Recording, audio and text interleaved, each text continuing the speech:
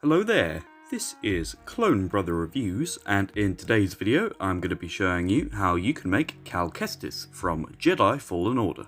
So without any further ado, let's get into this tutorial. Starting with the minifigures, you're going to need, the first one is the Mandalorian Armourer, and you're going to want this minifigure for the legs.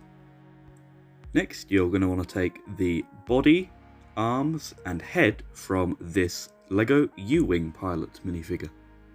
Next, take some of these peach coloured LEGO hands. I'll be taking the hair from this LEGO Brickman minifigure as I want to give it a dirtier, darker look. For his poncho, I'm using the cape piece from Boba Fett, but I think it might actually look better without it, so personal preference really.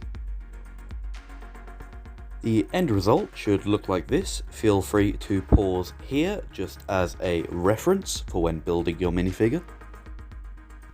Overall, I think this minifigure turned out quite well.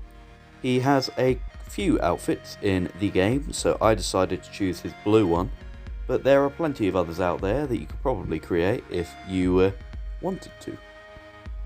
If you have any requests for any minifigures that you would like to see next, feel free to leave a comment down below.